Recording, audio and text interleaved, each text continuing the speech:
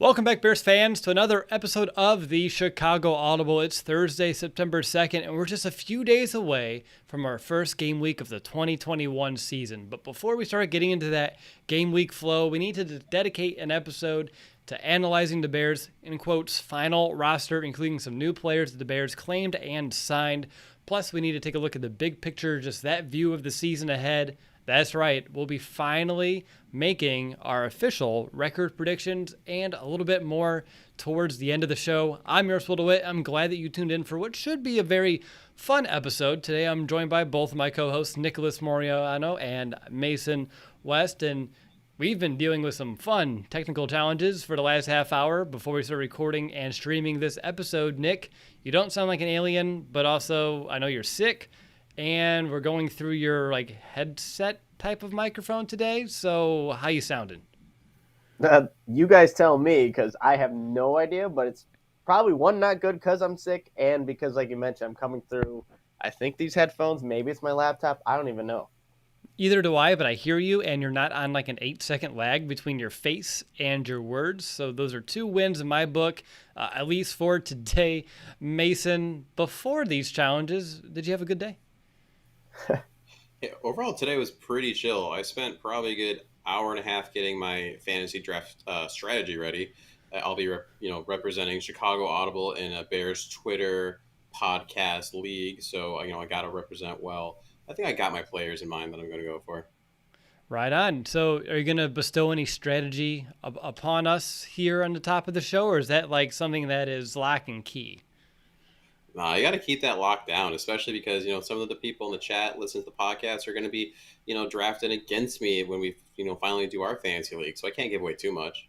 Yeah, our drafts are Sunday night. There's like 5 of them. Well, actually, sorry, there's 4 of them. Debating a 5th. Wouldn't be that night, but that's going to be a long night of drafting fantasy teams for us.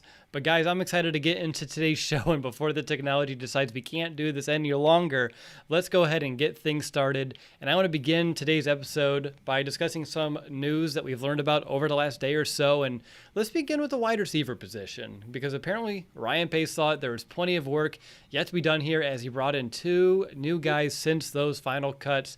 The Bears signed wide receiver Breshad Perriman, who was released from the Lions, and they also claimed wide receiver Nsimba Webster from the 49ers. Nick, I want to go over to you first. We can look at Perriman, we can look at Webster, we can look at them together. Why do you think Ryan Pace made these moves?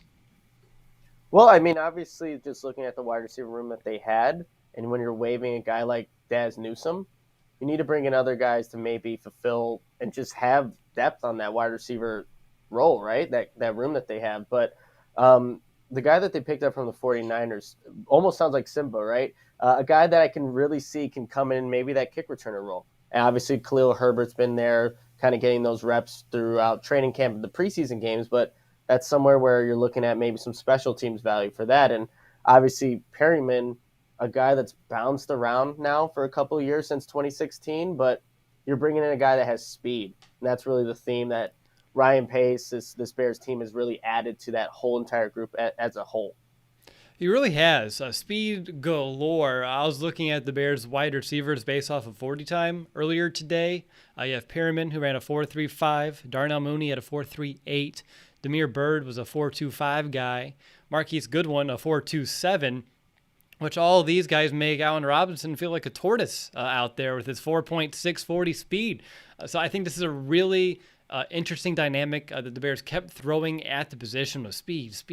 We saw it all offseason, and that theme continued here throughout, after final cuts. So it hasn't really stopped just yet. And when you look at Webster, Nick, you talked about the special teams. He was the 10th most productive punt returner last year of qualifying guys with 7.4 yards per punt return. The Bears, after Tariq Cohen went out, as we all talked about last season in depth, they could not find a guy to kind of take over that role in place of Cohen, and they were the 11th worst unit on the year in punt return yardage. And I know looking into Webster more, the 49ers writers were applauding him for a game that they had against the Chiefs a couple of weeks ago. He had a 43-yard kickoff return.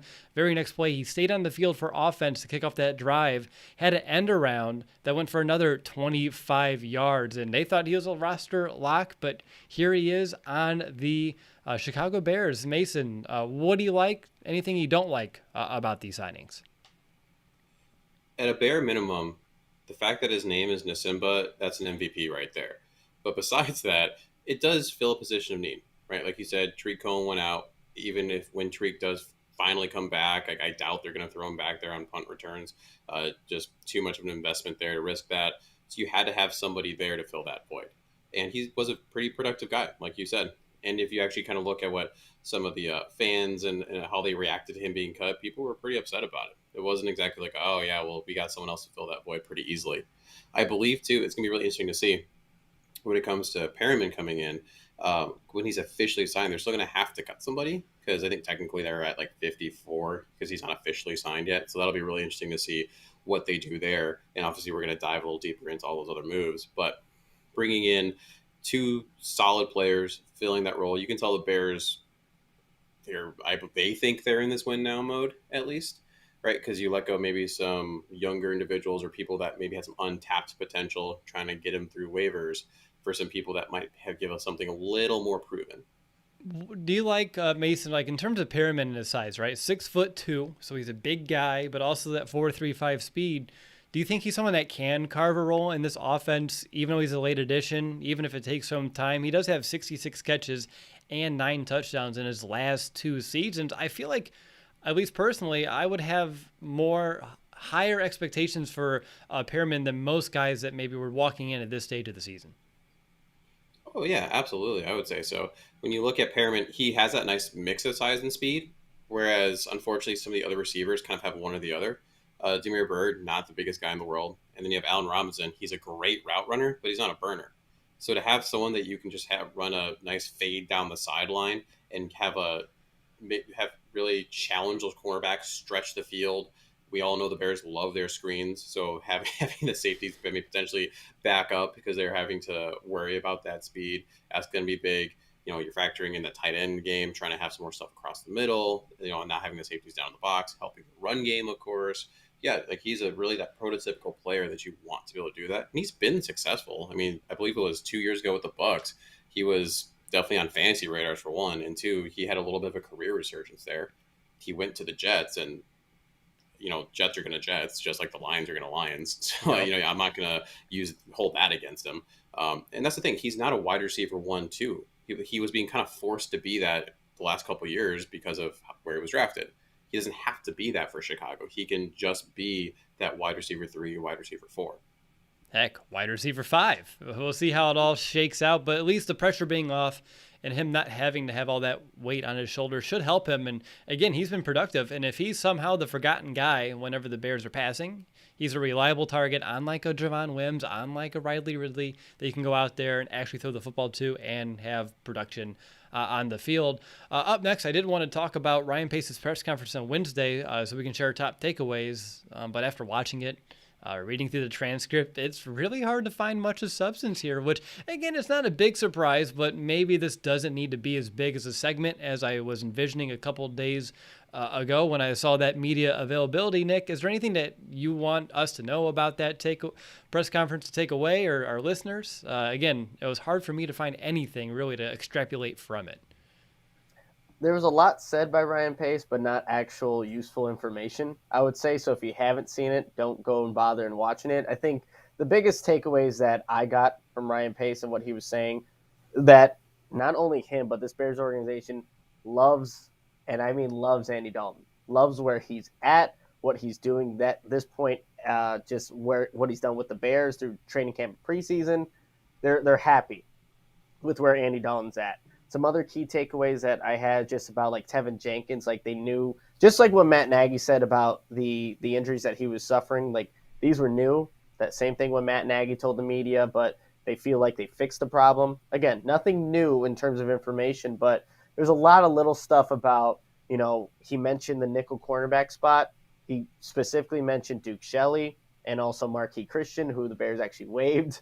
So it was interesting that he mentioned that guy, but yet, and obviously Marquis Christian is back on the team, so he mentioned that. And then the only other thing that I think of substance, really, he said that Juan Castillo is one of the best developers in talent in the NFL, and that was when they were talking about Larry Borum also being there, and obviously Jason Peters, and that Larry Borum was graded close to Tevin Jenkins, and I thought, oh, okay.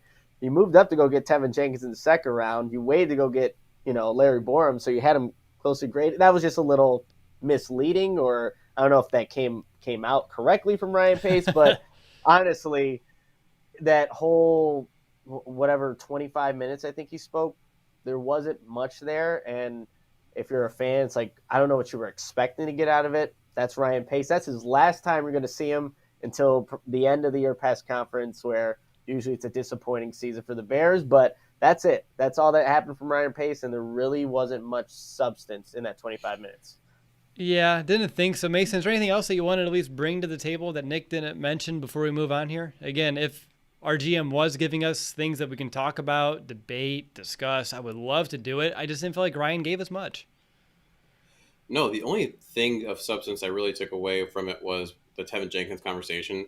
Leading up to that press conference, they just mentioned new symptoms. He specifically finally mentioned nerve, which is something that if you're an avid listener here, I was saying that from the beginning. Like, I'm pretty sure, like, we knew he's got back tightness. We know he's got back pain. What does that leave you? You got nerve symptoms probably down your leg.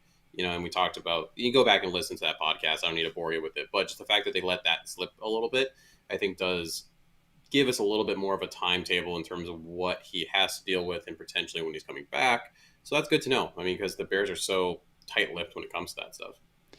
Yes, they usually are. Again, no surprises, although it's still disappointing nevertheless. All right, so up next, we're going to take a look at the final roster, put it under the microscope with a deep dive discussion on the decisions that were made, as there are certainly some surprises along the way. But first, I need to share a quick message from our friends over at Manscaped. Attention listeners across the galaxy, all the way from Australia to Houston, do we have a pube problem? If so, our friends at Manscaped have cleared you for takeoff with their 4th generation and brand new Lawnmower 4.0. Kick your pubes to the next planet with the Performance Package 4.0. The orbits in your pants will feel like you're in zero gravity when you use the best tools for the job from the leaders in male grooming. Join the 2 million men worldwide who trust Manscaped and get your rocket ready for takeoff by going to manscaped.com for 20% off and free shipping with the code FANSIDED20. Inside this package, you'll find that Lawnmower 4.0 trimmer, the Weed Whacker ear and nose hair trimmer, Crop Preserver ball deodorant, Crop Reviver toner, Performance Boxer briefs, and a travel bag to hold your whole solar system. The Weed Whacker is also waterproof, and it uses 9,000 RPM motor powered 360-degree rotary dual blade system. Say that twice fast.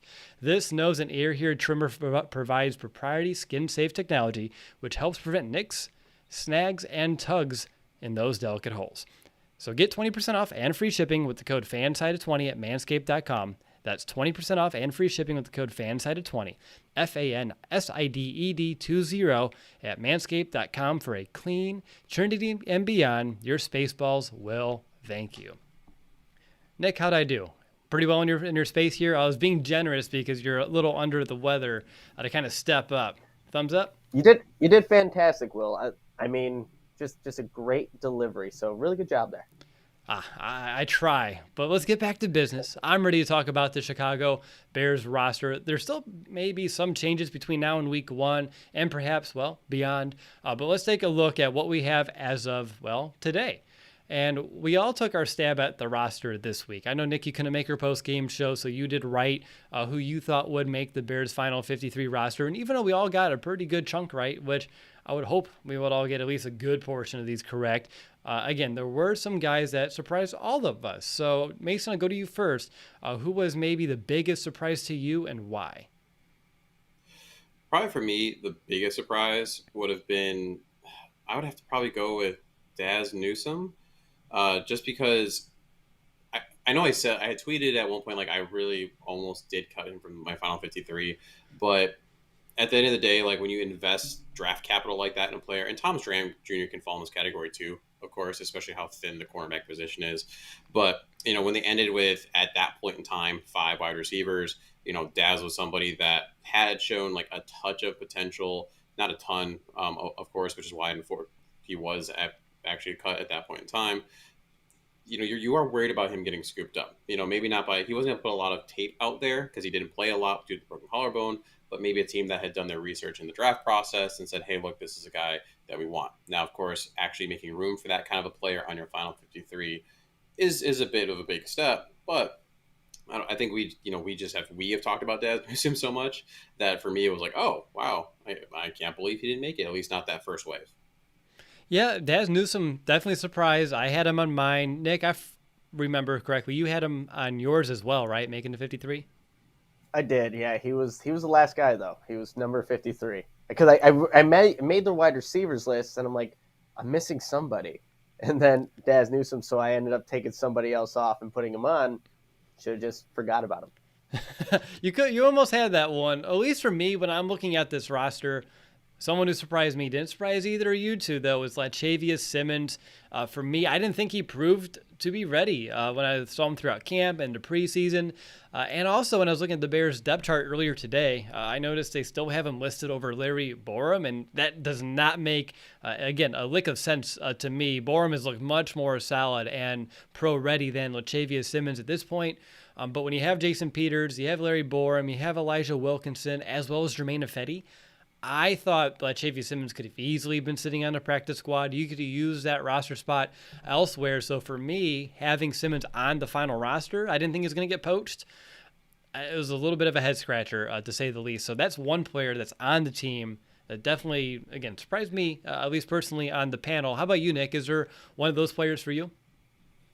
Well, and more so was like the status of one of the players, Danny Trevathan, going on the short-term IR. That was a little surprising because he's somebody who played in the final preseason game, just 11 snaps. And the last time I went to practice was on August 24th. He was in practice competing there.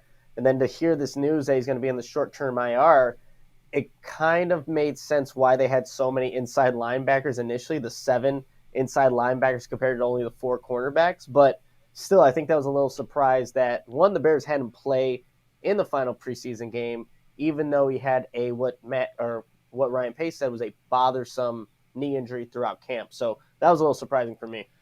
I do have a segment later on where I want to get Mason's kind of take on Danny Trevathan's injury, the Tariq Cohen update that we got. And then I know you already kind of shared a little Tevin Jenkins, but if you have any deeper insight, Mason, we'll get to that in a little bit, because the Danny Trevathan one, Nick, is one that really is, it came out of left field, it felt like. I know he's been dealing with something. I have some thoughts, so let's save that for a specific segment coming up.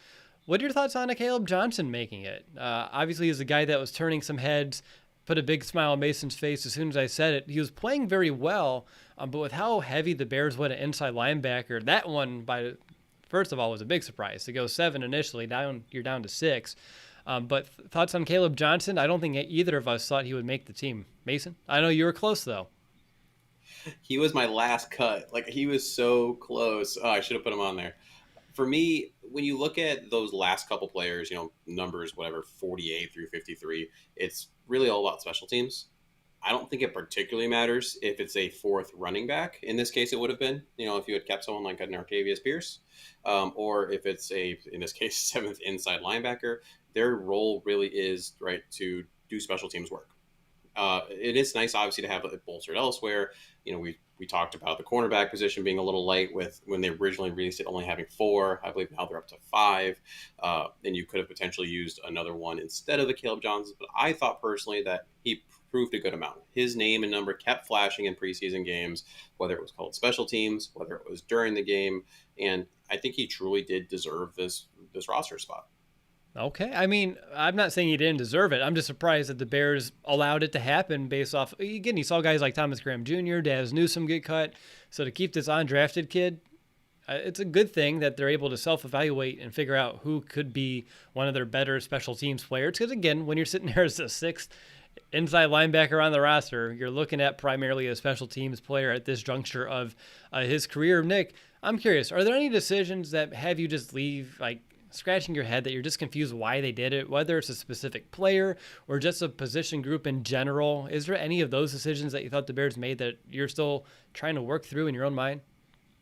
Well, it's just initially waiving Artie Burns and Marquis Christian in the first place, and then having such a depleted cornerback position to start off. Obviously, they brought those guys back, and with them being veterans, they didn't have to go through like the waiver process. They just wanted to maybe get a jump start on bringing them back on one-year deals, which is what the Bears did.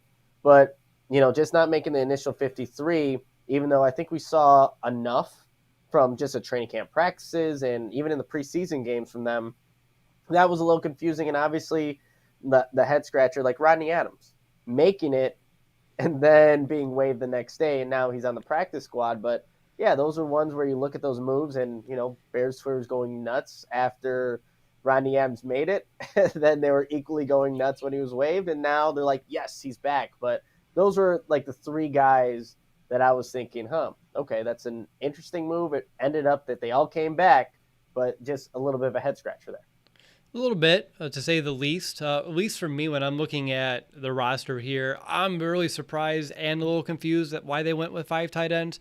I understand that I mean, you like JP Holtz. I'm a Jesper Horsted guy, although Nick, you were in the last show, so maybe you can change your tune a little bit more on the Jesper Horsted hype that we at least saw a week ago. But when you're constructing the roster, and Mason, you made a good point about special teams in general. Like, some of those guys are special teams players, and I know Horsted's been working on it. JP Holtz is a fine contributor, but still to keep 5 at this position, they're not going to all see the field on offense, and they could have probably helped out a little bit more on the defensive side. You could have kept a Daz Newsome on the roster as well, who maybe could have been the punt returner. Again, I know they brought in Webster, so that may be null at this point. But keeping 5 tight ends to me was a little confusing, although I'm not really complaining about it. How about you, Mason? Any mistakes or any confusing decisions that are on your radar? I think we talked about most of them. I would be curious the reasoning and timing behind the Adams move. Like, perhaps were the Bears trying to let initial, waiver pass and try to sneak him in kind of after teams have settled down a little bit. If they had maybe let him go right away, or, not knowing where that Breshad Perriman was going to be around, was that really the reason? Just the timing of it is just very interesting. Like you said, the Holtz being around, I think they really like him as in the special teams role, and then being available if they need like a blocking fullback ish thing. No one else on the roster can really do that, but he also hasn't really been around. He's had I believe it was a chest injury for the last couple weeks, so he must be on the up and up. And one thing I'm surprised you didn't talk about, Will, was what the heck is going on with Tre Roberson? Because as far as we knew, it was just simply concussion, which, obviously that's range. I mean, you could be back in 3 days, you could be back in a year like we saw like last year. But there's got to be something else going on with the way that they handled all that. It's a little funky. Right, because they pretty much shut him down in IR, right? Yeah, he's done for the year, which is pretty presumptuous for a concussion. So he's stashed, in other words. Like, if you want to look at it that way, I mean, they didn't want to risk him going on waivers. Probably felt like there was a practice squad candidate elsewhere that could have been a little bit more valuable. And they're like, hey, Trey, you want to just stay around a year and we can try again next offseason because you're this close? All right, you get settled, you get your IR money, and we'll see you in January. Hang around the building because they like him a lot and they want to keep him around. So maybe that was the path or avenue to keep Tre Roberson around. Again, that's just pure speculation and just, again, what it looks like from our perspective. So I'm not saying that is the case, but that's maybe what it looks like, at least to me. All right, so we talked about some negatives. Let's look at some positives. What are some players that made this roster, whether you expected them to or not, that you're just excited to see now that they are on the team officially? And, of course, Jesper Horsted is number one in my book, and maybe a few other Bears fans as well. Let's go to Nick. Who's a player or a couple of players that you're most excited to see that were maybe on that bubble heading into camp? So I'm going to take this a little different approach, Will, because of who the Bears cut with James Vaughters in that outside linebacker position. And so that just gives more opportunities for Travis Gibson. So that's how I kind of took the question with the final roster. You're just going to see more opportunities for a guy like that. And I had James Vaughters making it. So now that he's gone, I'm excited to see the growth of a Travis Gibson. But a guy that I am excited for that was definitely on that roster bubble there is a Jesper Horsted. And every time I don't watch the guy, whether it's at practice or at the game, he gets 3 touchdowns. It's guaranteed. So we'll just have to set a time where I'm not going to watch a game and Jesper Horsted's going to go off. So I am excited to see how he can capitalize on this great opportunity that he has, being somebody that's converted from wide receiver to tight end. How does he capitalize on this? So that's someone I'm definitely excited to watch.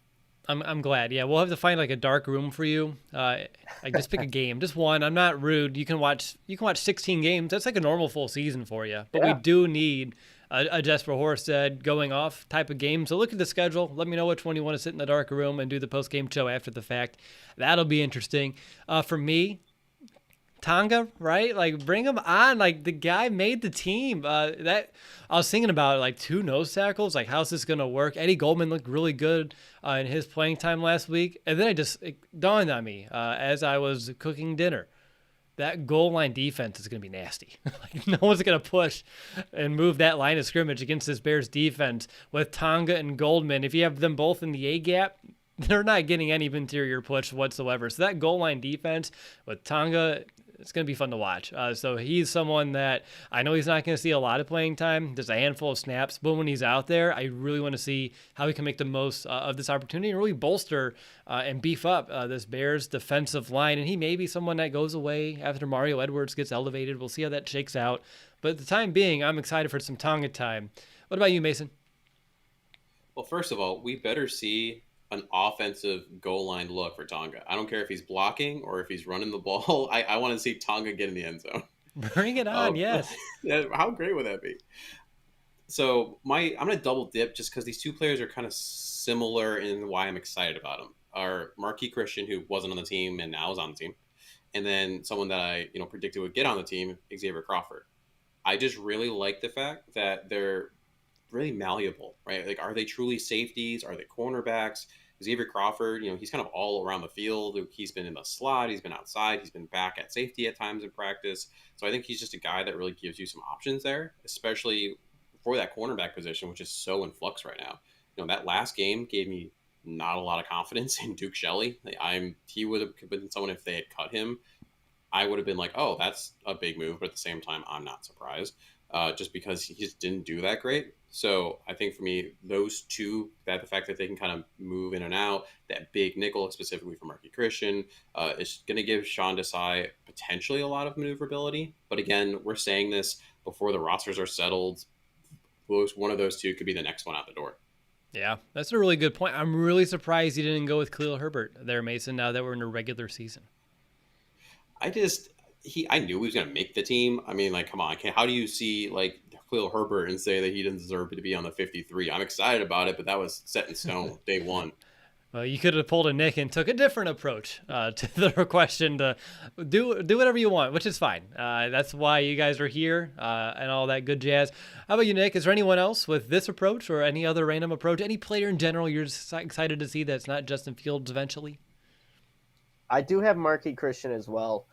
In my notes there for people I'm excited about, just because he's going to get looks at nickel cornerback position just because he's been repping there a lot. He was also mentioned by Ryan Pace. So just to double down on what Mason said, Marquis Christian's another guy that I'm looking forward to watching. All right, my last one real quick, another tight end. It's going to be Jesse James because, again, pre-camp, he wasn't on any of our radar. We had Jake Butt pre-camp, and then we upgraded to Jesse James. So that third tight end, excited to see him carve out a role in this offense. And if he has that connection with Justin and we get Justin on the field at some point this season and that can translate into the regular season, oh boy, that's going to be a ton of fun to watch and how they can kind of utilize him both in line, split out wide, however they want to get creative to kind of get him some looks and touches. All right. So moving forward, actually real quick, I saw in the chat, I want to make sure I remember, Donald McKendry said he loves our shows, been watching it forever. First times they've been able to watch us live, which is tremendous. So welcome to the live show, Donald. Glad to have you here. And we talked about the Bears roster. Let's talk about guys who didn't make it, but are here on the practice squad. I'm personally glad to have guys like Kamara, Snowden, Thomas Graham Jr., Tease Tabor, Donovan Johnson, kicker Brian Johnson, and Daz Newsome all back on the practice squad. With some other additions that the Bears made, I think it gives this group of guys, especially the drafted players like Graham Jr., Daz Newsome, some time to continue their development, and then they can step into some bigger roles down the road. They really showed some good potential. We just all need to be a little bit more patient, and I think we are in a really good spot that we can be patient. We don't have to rush like a Daz Newsome, who was kind of fringe, a Thomas Graham Jr., who took that year off, that's still knocking off some rust and getting back into that game flow and really just getting used to playing in the NFL. So we should be thankful we're in a spot where some of these draft picks can develop here in-house on our practice squad. And I know it's early, but guys, if you had to boil it down, what do you like and what do you not like about this Bears practice squad, if there is anything not to like at this stage? Nick, I'll go to you first. Well, what I like about it is that there is some versatility that the Bears have in terms of the guys that they got, like a Dieter Eastland. That was a guy that actually had some first-team reps at right guard at one point during training camp. Not the best having him there, but that's a guy that's really worked his way up to even make it back on this Bears practice squad. So I'm glad to see him there. And we mentioned a guy like Rodney Adams actually being placed on there, someone who's really contributed throughout training camp and also the preseason game. So that's definitely something that I do like. If you're looking for, I guess, critiques, like I would like to have seen a Thomas Graham Jr. at least play these first 2 games, and maybe Mario Edwards, if he were to come back, he would take his spot. That's how I kind of predicted it to be in my final 53, just to see him get those reps, whatever it may be. Like maybe it's on special teams, obviously, but for the most part, obviously you brought some guy like Ryan Nall. We're used to seeing him on the practice squad, but even having like a Caleb Johnson on there who's been, or not Caleb Johnson, sorry, Brian Johnson, the kicker, someone that has been a standout really throughout these training camp practices. It's nice to have just that waiting because there's going to be teams that possibly need a kicker at some point, or maybe you never know with COVID, with Cairo, who knows? But it's nice to have some insurance, and it's just there right there on the practice squad. So many Johnsons. John Vay Johnson, Brian Johnson, Caleb Johnson. Interesting, to say the least. Mason, over to you. What do you like? Anything you dislike about the practice squad? I really thought Brian Johnson would either have been traded or picked up on waivers because you have a team like the Lions, they cut both of their kickers. And he had a pretty good preseason. So, if you're not going to sign a guy like that off of waivers, then who are you going to bring in? But like Nick said, having that COVID security is great.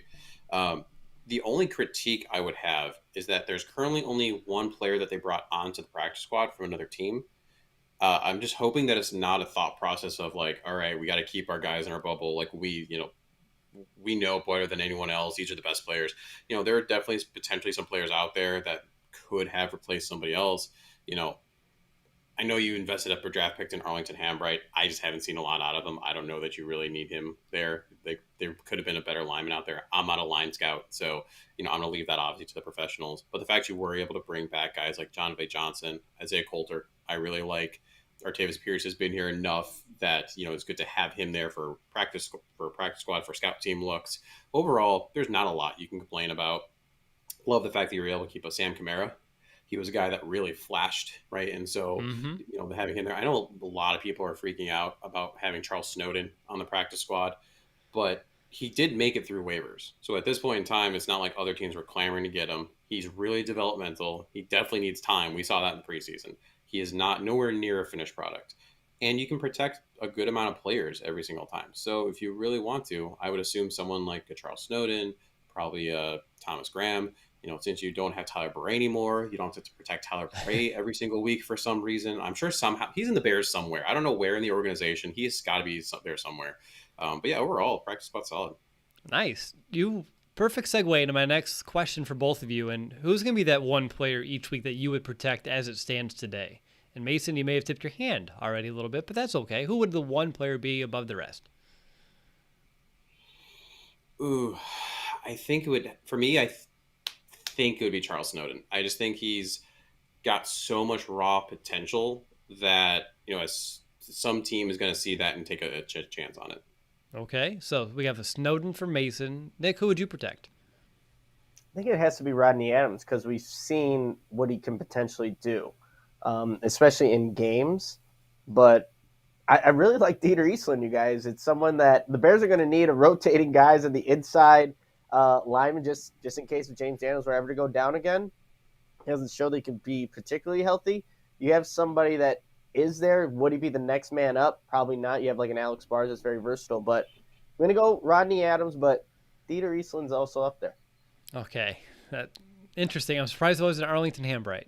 I'm kidding. Of course. Yeah. Those were really good ones. Snowden's an easy one. Heck, maybe the kicker. If the Bears do catch wind that there are teams out there that want to pick up Brian Johnson, maybe they would feel like, nope, we need that in-house backup just in case something happens. I mean, it can easily happen where Santos, what happens if he's a close contact on like a Saturday? What's your plan? Like, you need to have a backup one. And I know, Mason, you've been really hammering that point home all preseason, and it makes so much sense.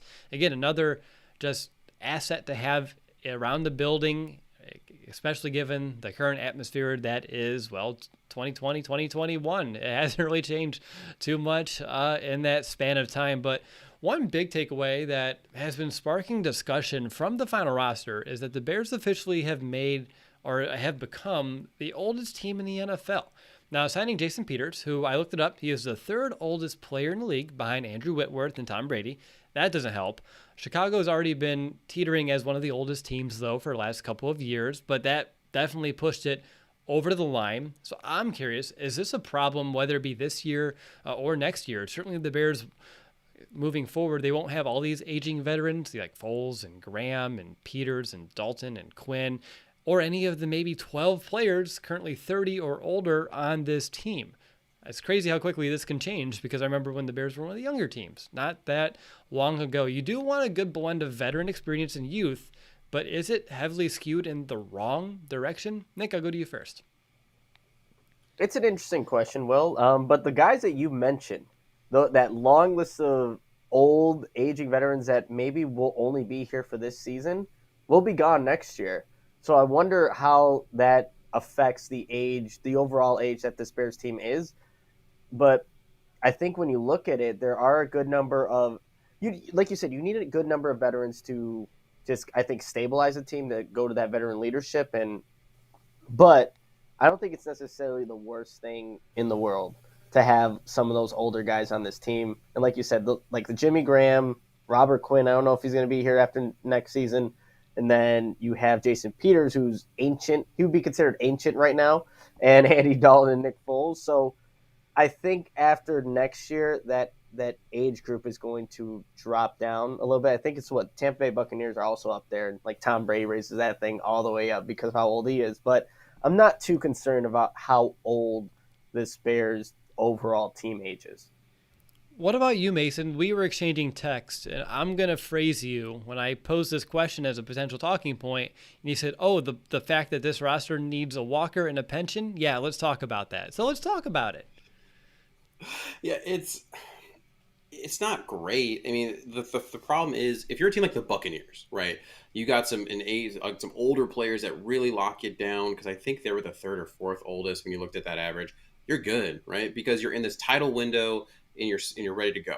The problem with the Bears is they're not contenders, right? So you have this, I don't want to say weight, but you have this little bit of a weight on one end that's pulling you down a little bit. Yes, we're going to get out of it probably this next year. Some of those players, it'd be very surprising if the Peters was still around, a Graham, Nick Foles, hopefully is long gone by that point. But at the same time, you do have a defense whose window is continuing to close. We saw that with the cornerback position, right? It's not the same as it was in 2018. It's not as strong as it was. Some of your best players like a Nakeem Hicks and a Khalil Mack are, again, another year older. So you're almost wasting a year saying, these guys are going to be gone next year. Now you flip that. I mean, if you look at the youngest teams that are in the league, you have teams like the Jets, Lions, Browns, Panthers, Jaguars, Rams in that order. There's really not a lot of teams in that list. Maybe the Browns that I'd want to trade with in theory.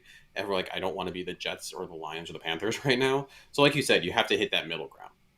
So it's a rock and a hard place due to, unfortunately, draft picks not working out, or draft picks that you did that were good that have now gone elsewhere. And so you've had to sign older players for too much money. And so now you have the oldest team in the league. Yeah, I think for 2021, I'm okay with it. But if this is a trend that continues, it's just not sustainable. You can't just keep bringing guys in on this side of 30. You have to start developing that youth, retaining these draft picks. Ryan Pace has said that since he's been the GM here. It just hasn't really worked the way I think he thought it would. And he's trying his best to kind of patch some things up. But also, you can see how quickly some of these patches can spring leaks. And at least when we started this podcast, well, right before we started this podcast, so a couple years prior, the Bears were one of the oldest teams in the NFL again, but they were old and slow. At least Pace is bringing in speed, at least when we talked about wide receivers earlier. So now we're older but fast. So maybe that will find a way to balance things out just a little bit. This gets us to the point where I wanted to get, Mason, some of your thoughts on some of these key injuries that we've heard about throughout the week. Danny Trevathan on that short-term IR. What's your assessment about what do you think happened? Your best guess. Again, we're not getting a lot of info. My understanding is he was dealing with that knee throughout preseason, and they gave him that test run in the preseason finale, and he looked fine. I just have a hunch it didn't hold up after the fact the way that they thought they would hope it would hold up. And maybe he got dinged, maybe he just didn't, started swelling after the fact. Again, a lot of speculation on my part. But what do you think happened with Danny Trevathan? I think he hit the nail on the head. Just that simply, he had this lingering knee issue that wasn't really getting better. He had maybe some veteran days here and there. Obviously the Bears they switched practices. Like I was at that one on Wednesday. All of a sudden that one became a walkthrough, and all of a sudden the next day became the padded practice. But that was not just due to Dan Trevathan, of course. The team as a whole was pretty banged up. And they really did use that game as hey, Danny, what's it going to look like? How can you operate, in full speed? And he was making some really solid plays that game. But, clearly afterwards, just didn't react well. Like you said, there must have been some degree of pain, swelling. And we know what a Danny Trevathan looks like that isn't at 100%. And no offense to Danny, I do not want that linebacker playing in the first couple weeks. Mm-hmm. We saw that against the Lions in that one of those early games. He just couldn't be in coverage. And that was something that I've harped on so far this preseason. What does Danny look like in coverage? He looks great in that game, but if it's going to slow him down, let him recover. He can come back in 3 weeks, right? He's only on the short-term IR. Get through, a Rams game, get through that Browns game, the Bengals game, and then come back full force, hopefully week 4. Nick, real quick, your thoughts on Danny Trevathan. All preseason training camp, I've been very, cautious about how I approach this conversation. But now I think we're at a point where I could say if Alec Ogletree steps up and plays well next to Roquan for the first few weeks, the Bears, would have no reason to force or rush Danny Trevathan back. So is Alec Ogletree in a spot where he can earn a starting role now? If he plays like he did when he first got to the Bears, intercepting everybody and their grandmother, 7 interceptions to start off, then absolutely. He definitely can, and the Bears feel comfortable putting him in that role. So you won't see Danny Trevathan until at least week 4, and that'll be against the Detroit Lions. It might be a good game to actually get him back into the mix of things if you're thinking about it, but Alec Ogletree is he's not like a Josh Woods or a Joel Iyiegbuniwe.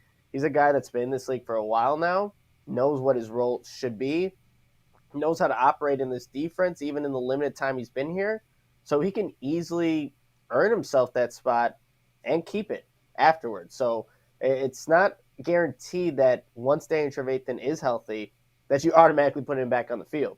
We have to see where he's at, how that knee's holding up, and really how is Alec Ogletree playing, because he's shown you some flashes here and there. Yes, in the game against the Dolphins, he gave up a big reception to Mike Gesicki, but I think overall from what you've seen, it's been better than you would have expected for sure. All right, let's move over to Tariq Cohen. They didn't say specifically that he's had another kind of surgery on that knee, but they didn't deny the fact. I keep hearing all day Saquon Barkley is looking ready to go for week 1 for the Giants. I know he and Cohen had similar injuries, just 1 week apart. So I'm sure a lot of Bears fans are feeling some angst and a little confusion when it comes to Tariq Cohen's timetable and why it's so different. So Mason, given, I'm not going to say the news that he got a second surgery because, again, not confirmed. But if it did happen, how does that change the timetable in your opinion and just your overall, confidence in this rehab going the right direction? Yeah, that's tough because, like you said, they didn't specifically say that he did or didn't. But at the same time, if he didn't, wouldn't you just say, no, He's just still recovering from his original surgery. So, speculation, but especially when you see how he's been moving over the last couple months, you'd be like, I think he got another one. The hard part is, what would that other one be? Was it simply a cleanup where they went in and shaved some stuff? Was it all of a sudden meniscus? Did the ACL itself need to get tightened down? Like, there's so many different things it could have been. Even from, like, for example, from personal, like when I had my first ACL tear, I've had two, by the way, so that was fun. But for my first ACL tear, what happened was the ACL got lax after a couple months. Problem was, it just wasn't set right. The angle was off in the surgery, and therefore it just wasn't at 100%. Now, to say what that timetable is going to look like, it's hard without knowing potentially what that second surgery is like or where he's exactly at in his rehab. But what I can say for sure is that it's going to be more extended than we think. For a fact, and no ACL is built the same, no rehab is built the same. But when you look at how he's moving, even that last Wednesday I was there, just seeing him jog off the field, he is nowhere near coming back, nowhere near it. So I just wouldn't expect Tariq Cohen in the first half of the season.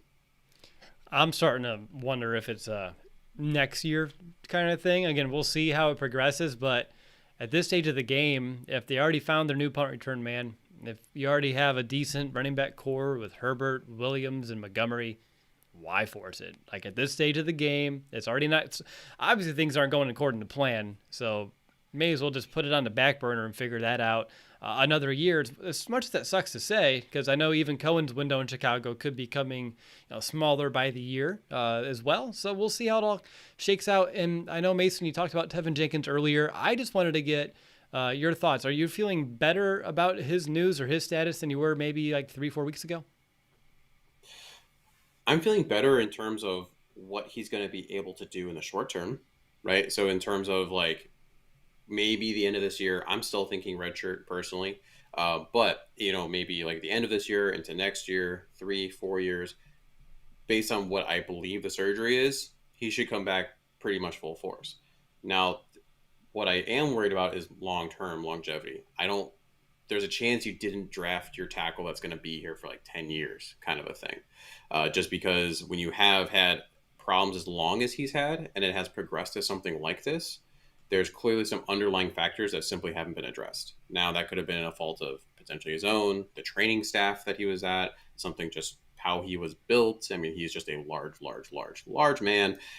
With all of that factored in, that ultimately, if they don't take care of that, it's going to really impact his long-term future with the Bears. But at a bare minimum, he should be back next year full force 100%. And I would not rule out a late season return if the Bears are in a position to make sense, like, for example, a late playoff push. All right. Thank you for that, Mason. Nick, I think this about does it for our roster discussion. Do you have any final thoughts on this Bears final roster before we move on to our prediction portion of this episode? Why is Josh Wood still on it? That's what I had most confused about. I know you put that in one of the subheads. Why is Josh Wood still here? And I get it, the whole Dane Trevathan thing, but I still don't see why. You don't even see the special teams value or fit at this stage? No, I really don't. I mean, you can get other guys that could fill that role and that can also have an opportunity to fill in at the position that they actually play. Like we all know, Josh Woods didn't play in that playoff game against the Saints because the Bears weren't comfortable with it. You can't get somebody to make tackles on special teams that potentially could do that if they had to. So I just have, why is Josh Woods here? Just writing my notes, but that's all I had to say. All right. They brought in Manti Te'o instead of Josh Woods. Manti Te'o. True. Exactly. Excellent points. All right, so real quick, I just want to make sure everyone knows that you can go ahead and pick up some of that Chicago Audible swag over at our official merch store. You can help support our show and spread the word along the way by repping some Chicago Audible gear like a t-shirt, tank, hat, mug, and more. Head on over to chicagoaudible.com/store to pick up your gear today and support our show. And I know, Mason, you got your new bucket hat in today. Looking pretty dope. Yeah, I'm feeling dope. Take it fishing. You should. That's a great hat for fishing if I've ever seen one. But guys, let's look at the season ahead. I'm excited to get back again to this weekly grind. That is the NFL season for our 7th year of Bears coverage. So let's just have some fun and look at the season that's going to start here in just a little over a week. And Nick, I want to go to you first. And we talked about this roster as a whole. What do you think is the deepest position on this team? It has to be the defensive line, Will. Just everything that the Bears have at that position. And you bring in Tonga, who's actually made the 53-man roster. You have guys that, whether it's the first line rotation or the second line rotation for that position, you feel comfortable with the guys that could potentially be out there with Akeem Hicks, a Bilal Nichols, or a Blackson, Mario Edwards when he comes back. I mean, you have guys that can play and that guys that are going to be productive. So I really like the defensive line position and all the players that the Bears have there. What about you, Mason? Do you agree it's the defensive line, or is there another position on this team that you would constitute as deeper? No, I don't think there's a deeper one, honestly. I think Nick nailed it with that one. And for whatever reason, whether it's draft picks, free agent acquisitions, the Bears just churn out offensive linemen, or defensive linemen, at a crazy pace. If there was another one that I would say like second in line, and it's a decent gap between this first and second one, I would be happy with the safeties. And whenever I see Deion Bush and DeAndre Houston-Carson come in, I'm happy. I'm okay with what they're doing, But, they've always stepped in and done relatively well. I mean, the biggest drop-off, if we go back to that 2018, when Jackson had hurt his ankle in that Packers game, we definitely saw, a big gap between him and what Bush did in that playoff game. But again, like I said, that's like a far number 2. It has to be the D-line. Okay, so defensive line I think is unanimous. If I wanted to look at one on offense, I think an argument could be made for running back with David Montgomery, Damian Williams, and Khalil Herbert. I think if you want to compare it to last year, a night and day difference in terms of the top to bottom, I guess the overall skill set and versatility that this group brings to the table. So maybe just that huge improvement is giving me a little extra bit of confidence, but definitely can't think of another offensive position that would be constituted as deep at this stage, although there's a lot of interesting positions. Like tight end looks real interesting, even though you're keeping all 5. Wide receiver with this speed, just not proven deep or proven depth just yet. Mason, over to you. Thinnest position on this team? I mean, you could pick a couple, but if I had to, I know, pick sad, right? one, if I had to pick one, I'm gonna go with cornerback. Just because we still don't know who's at cornerback 2. We aren't confident or even sure who's going to be nickel, which is a starting position. And heaven forbid, Jalen Johnson, who's your cornerback 1, gets hurt because he didn't finish last year healthy. And then, of course, there was injury concerns coming in due to that shoulder before that. Imagine what that starting is going to look like. I mean, Artie Burns is still coming off, his injury. Plus, he got cut. No one picked him up. So are you really sure he's going to be a great starter? I mean, cornerback. Cornerback is an easy one to look at. Heck, up to a couple days ago, we only had 4 at the very first initial final roster. So by definition, I would find 4 corners razor thin, even if they're all quality guys. A lot of people in the chat complaining about our Wi-Fi, my Wi-Fi specifically. I'm sorry. It's working for us on our side. It's probably a YouTube thing. Again, started at the top of the show. Lots of technical challenges today. A lot of just internet gremlins that are not liking the stream, but we're going to go with it. I use Xfinity. So if you use Xfinity, some days it's good.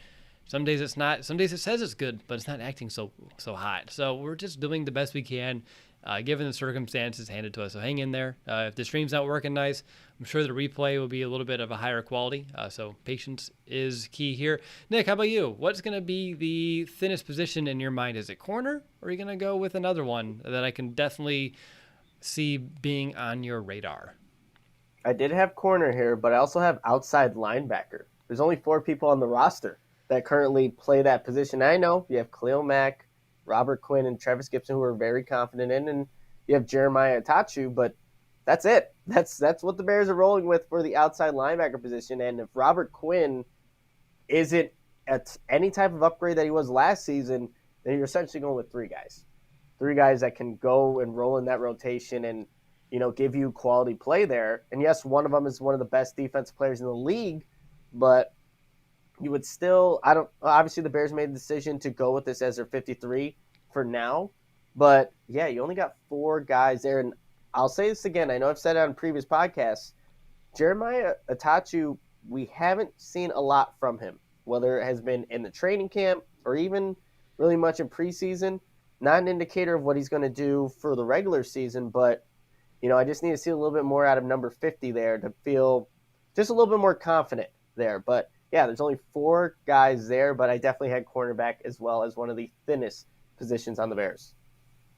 Offensive tackle, anyone? I'll put my money over there. I know Jason Peters helps, but by golly, after him, Ifedi looked rough, and I know he had some rust on him, and he was serviceable-ish a year ago at that position towards the end, so I'd be okay with that.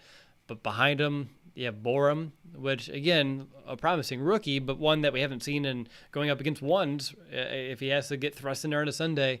Elijah Wilkinson is another guy who struggled more than I thought he would. And then you have Chavious Simmons. So I think that's a very scary weak position for a one that they threw a lot of resources at this offseason. The Tevin Jenkins injury really kind of put that one, stretched it out a bit, and we'll see how it holds up. But right now I would call that one, outside of corner, the thinnest position on the team. All right, guys, so I want to do a new game, actually a couple new games. The first one is called Better, Worse, or the Same. So I'm going to alternate and give you guys different positions, and I want you to tell me, compared to the 2020 season, is this position officially better, worse, or about the same? And I kept out quarterback and I kept out safety because there weren't a lot of changes. Justin Fields makes quarterback, we're all going to say, of course, it's better. Safety, nothing really changed. So I just kept those 2 out as outliers. So let's do running back, and let's go to Nick. Is that group better, worse, or the same? It's better, Will. All right. Mason, wide receiver. That's better. Nick, tight end. We'll go better as well. Mason, offensive tackle. Worse. Nick, interior offensive line, so center and guards. It's better. You get James Daniels back. Okay. Mason, we'll go over to you. Inside linebacker. Same. I don't. Nick? I mean, it's the same starters, and then the depth is more or less the same. All right, Nick, outside linebacker. I was just talking about this position. I'll say it's better because I think you're just going to see a little bit more out of Robert Quinn, but slightly better. Okay, and Mason, cornerback. And I know the departure of Kyle Fuller doesn't really make that. That's another easy one. Oh, man. Yeah, worse. That's so much worse. All right. So that was a fun little rapid fire segment there to kind of get our gears turning. So let's do another one. This one's called Feast or Famine. And so for Feast or Famine, I'm going to give you a player. And you're going to tell me, is that player in for a feast of a year or a famine of a season? And I have some big names, I have some smaller names, and everyone in between. But we'll keep this one rapid fire as well. Nick, Allen Robinson. You got to go with Feast. Even if it's Andy Dalton for a long majority of the season, he's going to feast this season. All right, Mason, David Montgomery. Feast. Nick, Jermaine Ifedi. We'll go Famine just because Jermaine Ifedi has a lot of work to do, but I'll go Famine. We're going to go Famine over there for Mr. Ifedi. Mason, Cole Kmet. Feast. Tight ends normally take a big jump in the next year, and I mean Nagy's clearly raving about him already, so I think he's going to feed him, literally. Okay, sticking with tight end, Nick, Jimmy Graham. We'll go Famine. It's comparing him to last season, so we'll go Famine there. We're going to go Famine for Jimmy Graham. Going over to the defense, Nick, I'll go right back to you. Trevis Gibson. We'll go Feast. That's because of the continuity that's there. That hasn't been there with Eddie Jackson. I think he'll have a better season. So Feast. Mason, have fun. Robert Quinn. Famine. I think he's going to be on a pitch count. I don't think he's going to be out there all that much. Travis Gibson's going to take reps. Ugh. Ugh. All right, Nick, I'll go over to you. Roquan Smith. Have to go Feast. That guy has a chip on his shoulder for a lot of different reasons, so we'll go Feast. Mason, Alec Ogletree. Feast. I think Trevathan might lose his spot with the way he plays the first couple weeks. Nick, Bilal Nichols. Oh, we're going Feast there too. He's playing his regular 3 technique. I think we're going to see a big season out of Bilal. Mason, let's go on the other side. Akeem Hicks. Feast. He's playing for a new contract. All right, and let's go over to the secondary. Back to Nick, Jalen Johnson. We'll go Feast there. I think he's going to turn those PBUs interceptions. Mason, Kendall Vildor. Oh man, he's going to be the first half of the season is going to be Famine, and then I think he's going to turn around the second half for a Feast. So he's going to be right, and then he's going to end up in the middle after that. Okay, Nick, your man, your boy, Duke Shelley. This is. I think it's the same exact how Mason described Kendall Vildor, but then you're going to add Marquis Christian into the equation. So I'll put him more on the Famine side. All right, and let's go back to Nick, Cairo Santos. He's going to feast. He's going to feast. I think he's just going to continue what he did from last season. Maybe not as many opportunities, though. And Mason, I have one more on my list, and I've been saving him for the end. Andy Dalton. Famine. He's in such a bad situation. The Rams have such a good defense. They're going to hear it from the media, the fans. Like he's going to, imagine if he throws 2 picks in that first game, the first half or something of that first game, it's going to be so bad. Famine For him.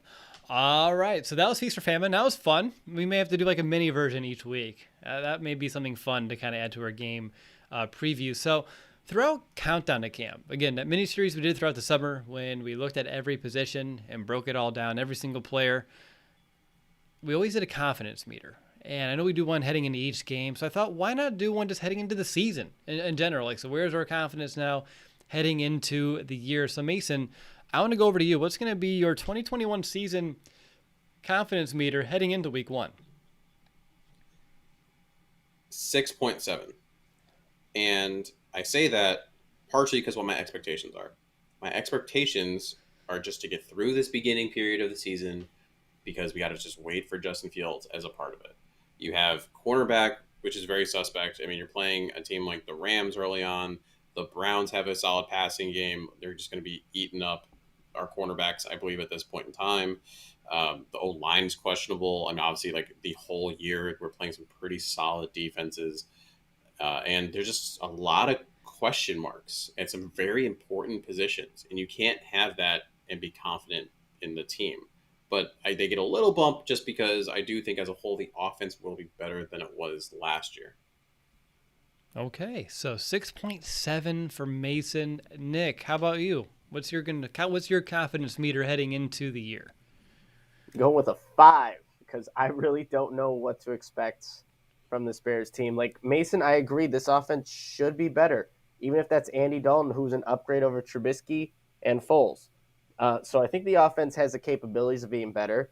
That defense has more capabilities of getting after the quarterback, but that secondary is such a question mark, especially at 2 very key positions with nickel corner and obviously outside corner. So, and going back to the offensive line, it's like, how are those tackles going to just hold up throughout the season? Who's actually going to be playing consistently at those positions throughout the season? So there's a lot of just question marks that I know we wanted to have answered throughout training camp in the preseason, but I still have those questions. And now they're heading into week 1 of the season. So I'm at a 5 right now, Will. A 5 feels right. 6.7 feels a little optimistic, but that's okay. That's what we're here for. I'm sitting at about 6, so right around the middle of you two for very much the same reasons. There's a lot to feel optimistic about this team. I mean, we just did Feast or Famine, and I'm fairly certain a lot of those were feasts and not a lot of famine. So we're expecting some good things. But there's just those question marks that we don't really know the answers to right now that kind of hold you back from thinking this is a pure win now type of season, whether it's how they're handling the Justin Fields situation not being super transparent with why they're making this decision other than just being adamant that Andy Dalton's the guy and Justin apparently isn't ready and he won't be, and we'll figure that out. So will they stick to their guns a little too long, lose a few extra games? And if that's the case, how would that just kind of dictate the rest and remainder of the season? So that's really one big question mark I have, on top of, will the secondary figure itself out? Will the offensive line figure itself out? Because without either of those two, we're in for a long year. Even if every other position balls out, if we can't protect, we can't get any generation on the ground in terms of push to really get these running backs moving. And if we can't stop anyone, even if we have this pass rush and a decent run defense, we're in trouble. So those big question marks really weigh heavily right now, and hopefully Sean Desai can figure out his end, and Juan Castillo, Bill Lazor, and Matt Nagy can figure out the other side of the equation as well. But yeah, 6 as of right now is kind of where I sit. So, gentlemen, we did our confidence meter, and now it's time to give away some season bold predictions. Excited to see where you guys wanted to take these. So, Mason, I go to you first. What's going to be your bold prediction for the 2021 season? All right, my bold prediction. Justin Fields will win Offensive Rookie of the Year and break the Bears' record for passing touchdowns, held currently by McMahon and Orton at 9, for yards, currently held by Mitch for 2,193, and overall touchdowns, which is held currently at 22 by Sayers. For some context, Kyler Murray had 20 passing touchdowns and 4 rushing touchdowns, so I think he can pass that. And then if you look at Justin Herbert, who also didn't start the whole year, he obviously only went in when Tyrod Taylor ended up having that crazy pneumothorax, the punctured lung. He had 31 passing touchdowns and 5 rushing touchdowns. Now, the teams are not necessarily exactly the same, but honestly, the Bears' bar is pretty low in terms of quarterback output. Yep. So that's part of the reason that you can, I think you can say that. All right, Justin Fields putting himself into Bears history books for a stellar rookie season under center. I like that a lot, Mason. Nick, how about you? What's going to be your bold prediction for the year? Yeah, so like I mentioned earlier, I think this offense will be better. And I think for the first time since 2013, the Bears will have 2 1,000-yard receivers. Last time it was Marshall and Jeffrey. I think Darnell Mooney and Allen Robinson definitely have the capabilities to do that, even if it's with, obviously Andy Dalton for a period of the season, but when Justin Fields eventually comes in, I think those 2 guys are really capable of getting 1,000 yards this season. All right. Mine, I have 2. I want to do one for each side of the ball. So if you guys think about one for defense, feel free, and you can jump in with another one. I have the Bears getting 30 takeaways on defense and 45 sacks this season, both of which would be the most since 2018. They went at top 2018 numbers. The Bears had 36 takeaways in 2018, and I think they had like 50-ish sacks that season as well. But the Bears have not been top 10 in sacks since that 2018 year. They finished 3rd that season. So getting back into the top 10 in terms of sack totals and getting back into the top 10-ish as well for takeaways. So those would be some great marks for the Bears defense. And then on offense, my bold prediction is a Bears record. So very along the lines of Mason from a quarterback. So very much like Mason. I'm going to do 35 total team passing touchdowns, which would be the highest ever for the Bears in a single season. The previous was 32 in Mark Trestman's first year of 2013.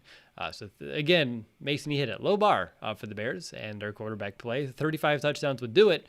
So that's going to be my 2 bold predictions. Does either of you have one for defense that you wanted to kind of chime in with now? Yeah, I got one real quick, just individual. Roquan Smith will lead the league in tackles. It was Zach Cunningham with 164 last year on Houston. I think Roquan Smith, like I mentioned earlier, that chip on that shoulder, he's playing for another contract, and he kind of represents himself. He doesn't have an agent, but he's going to ball out this season and also be on the top 100, which he was somehow left off that list. But he'll do that by reflecting in his play and leading the league in tackles. See, it's one thing to leave him off the list. I read an article on ESPN forecasting their top 100 players after the season, and Roquan was even on that list. Khalil Mack and A-Rob are the only 2 Bears. That makes no sense to expect Roquan Smith is not going to be one of the 100 best players after the 2021 season. It really baffled me, as much as being snubbed, which I knew he would be, but forecasting out from a writer perspective, you thought someone would have given Roquan some props there. But I think A-Rob was like 60-something, and Khalil Mack was the highest player at 40th. So not a lot of love there for the Bears from ESPN, which not a surprise. Mason, anything from the defense, or are we moving on? I'll throw one out there. I don't know how bold this is, but I will say that Travis Gibson will be second in the team in sacks. Ooh, no, I like that. That's bold. I mean, for a guy that didn't see a lot of reps last season, I know he's been progressing well, but that's still a very bold prediction at that. So I will definitely take that. Let's move on to MVP. Each and every game, we hand out our most valuable Bear. At the end of the season, we hand out our MVP of the year. So before week one even officially gets here, who's going to be our prediction? What's going to be our prediction for MVP of 2021? And let's go to Nick first. Who do you think will be our MVP? I think it's going to be Allen Robinson. This could be the last season that we actually see him in a Bears uniform. And he's been putting up great numbers with just a bunch of question marks and a bunch of quarterbacks that obviously are not very good. So now I think we'll see better quarterback play from Andy Dalton and Justin Fields in 2021. It's going to really help that you have number 12 that you can throw to. So I think it's going to be Allen Robinson for this season. I like that one a lot. How about you, Mason? Who's going to be the MVP when it's all said and done? I think this is going to be Roquan Smith. The Bears this year are still going to have to really depend on that defense. He's going to have to put a lot on his shoulders, ranging all over the field. Obviously, Dan Trevathan is going to be out for a little bit. Alec Ogletree did solid in camp, but we don't know how it's going to fully translate. We know there's some questionable stuff going on in the back end of the defense. So, I really do think that there's going to be a ton on his plate. There's even when Justin Fields does come on the field, there's going to be some growing pains for a rookie. The defense is going to be put in some questionable positions, and are they able to keep teams out of the end zone, maybe on shorter fields? So, Roquan's really going to have to ball out this year. All right, so you guys took two of three on my short list. So you leave me no other choice than to say it's going to be Justin Fields.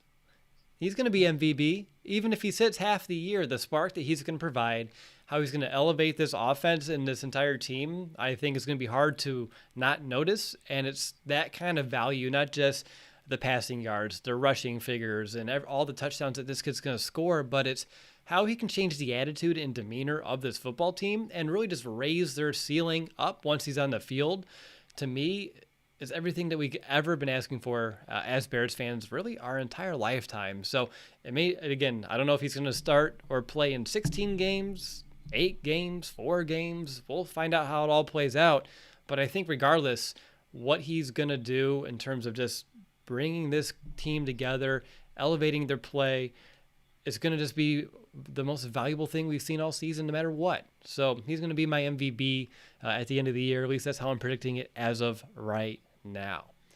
All right, so we did bold predictions, MVP, and people have been asking all year since the schedule came out, what's going to be the final record for the Bears, guys? What's your record prediction? We hear it all season, every episode throughout the summer, and we always say, wait, let's get through camp, let's get through the preseason, let's find out who's on this team so we can make a good educated guess. So we've had plenty of time to sit on this. Mason, I go to you first. What's going to be your official record prediction heading into the season? I'm not going to lie. The Bears have let some air out of my sails. Definitely had a higher prediction when we did this the last time, but now I'm sitting at 8-9. 8-9. So we're losing season in Mason's eyes, which close, borderline. Again, a lot of factors go into it, I know. Nick, how about you? Are you in a similar boat? Where are you at? I'm in the exact same boat as Mason, so 8-9 as well. And actually, Will, I kind of want to do an exercise real quick. Can we do this? I'll just say the week and who they're playing, and then we'll do it fast-paced and see if we still come out to that 8-9. Because I know I had that just right off the bat, just seeing just first glance at the schedule. But Mason, if I were to read them off real quick, just give me a win-loss. I have a pen and paper right here. I want to still see if it comes out to 8-9. At Los Angeles.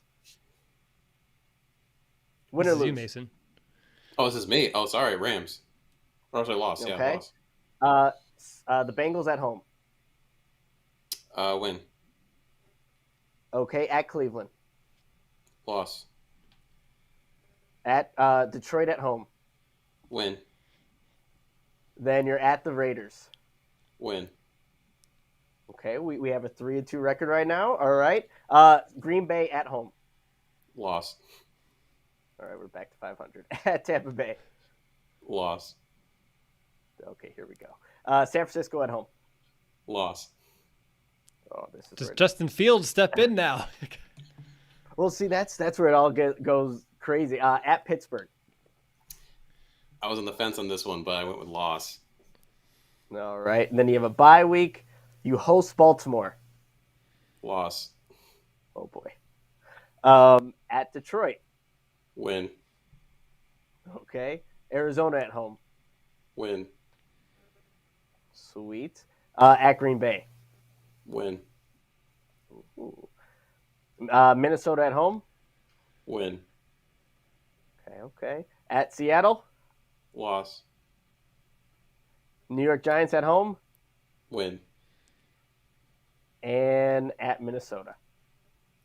Loss. So we have. Damn, it's 8 and 9. There we go. Okay, so your exact thing. Just wanted to test it out, like right on the spot, but yeah, that's how I had it going. That's the thing. Like, I really tried to think, when will Justin come in, some rookie growing pain, and like how that's going to work. But just some of the teams, even with him, I mean, there's that stretch, like the Packers, Bucks, 49ers, regardless of what quarterback they have, Steelers, Ravens, like that's rough. I mean, I love what Justin's going to bring, but like, even just like, I look at the Steelers, like they have some solid wide receivers. Like, I don't think we have the cornerbacks for that. Exactly. And I like how in the chat, two people are going WWLLL as I was reading them off. Will, what do you got? Who do you got? What's your record? I thought you would never ask. So we're at 2, 8, and 9s. I want to be myself if I didn't at least predict a winning season. I'm going to go 10 and 7. I think this team will figure out a couple of answers and win more games than they'll lose. We've always been close. I remember, Nick, I did the math exercise, and every game we lost last year was by less than a touchdown. I still feel like this Bears offense is capable of at least another touchdown a game. Unfortunately, the defense may be giving up more points this season. So it's really a big balancing act here. However, as I talked about for my MVB prediction, if we can get Justin out there sooner rather than later, or if Andy Dalton does win more games than I'm anticipating, both are okay. And although I would rather prefer one over the other, then I think this Bears season could be really interesting. Even if it's another early playoff exit, at least they should be in contention. I don't think they're worse really than last year. We went through all the positions, and for most of them, we said we were better. So I feel like they can win games. It's just right now, I think we're heavily concerned about a couple big red flags, which is okay. But let's see how it all shakes out. So I think the Bears can pull it out. Justin Fields getting out there at least at the halfway point bye week. And if that's the case, 10 and 7, I think, is more than doable. Still weird adding it up to 17, though, I'll tell you. Yeah, it took me forever to finally recognize that was a thing, but I'm glad that I have that in my head now. 10 and 7. I think I had it one way where it was 9 and 8, but yeah, there's just a lot of key factors and question marks that need to be answered, and if those things happen with the offensive line and just the quarterback position, then maybe this season can go in an upward trajectory. So here's the thing too. I had them originally at 10 and 7, and then as we were talking, I changed my mind on the fly, because I had them at wins at the Steelers and then sweeping the Vikings. That would have given another win. And then it's just like, as we talked about it, it was just like, what, like Will said though, it's not, how different is this team than last year? And last year they were essentially they were like right around that 500 mark, depending on how the football bounces. And they're also playing a playoff schedule, right? They're playing a much harder schedule this year than they did last year.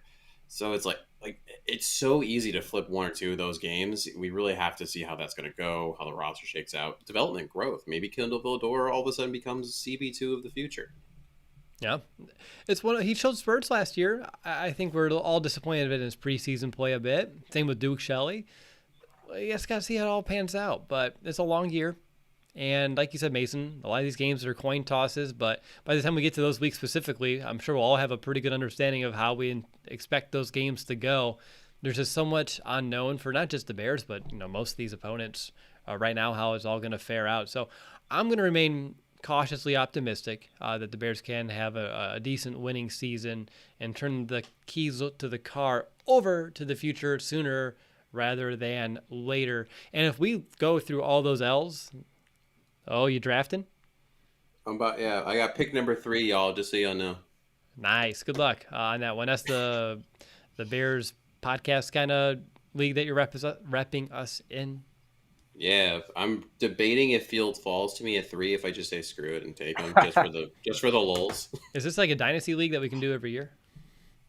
That's a good question. We should look into that. As of right now, it's just for the season. Okay, because if that's the case, you pick them up and you just wait it out. I would definitely do that. Great, actually. Nick, any final thoughts as we end up this show so Mason can draft? No, Mason, just do better than I usually do in those leagues because I'm terrible, and I'm terrible in my other leagues as well. So I do have Justin Fields though in the one draft that I did do this past weekend. All right, I mean that's a win. I had one auto draft league for my family that kind of went without me knowing, so I didn't get to set my roster order. I was like, "When's the draft?" I'll let you know. Oh yeah, we drafted. Great, thanks. So gotta love those. But we'll figure it out. I already have like 7 waiver wire kind of claims put into place. I'll wake up tomorrow morning and see if I can right the ship a little bit. But I was not pleased with how that draft ended up. But I'm excited for our fantasy drafts on Sunday evening with all of our listeners. That's gonna be a lot of fun, and I've already been doing some strategy too that I won't tell Mason about by the time we get to that. But I'm going to call that an episode, and I want to say thank you so much to all the Bears fans for listening to the show. If you enjoyed it, and if you haven't yet, please take a second to review over on Apple Podcasts. Helps us reach more Bears fans like you, like us, and also does help greatly with potential sponsorship talks. And if you're watching this video and you haven't subscribed to the YouTube channel yet, what are you waiting for? Subscribe, and I think, as people say in the chat, smash that like button. Up next, we'll be looking at the LA Rams and prepare for that season opener on Sunday night. As our content next week, all throughout the week, our goal, it's going to make you the most informed Bears fan on game day. But until then, have a great Labor Day weekend, and of course, bear down, Chicago.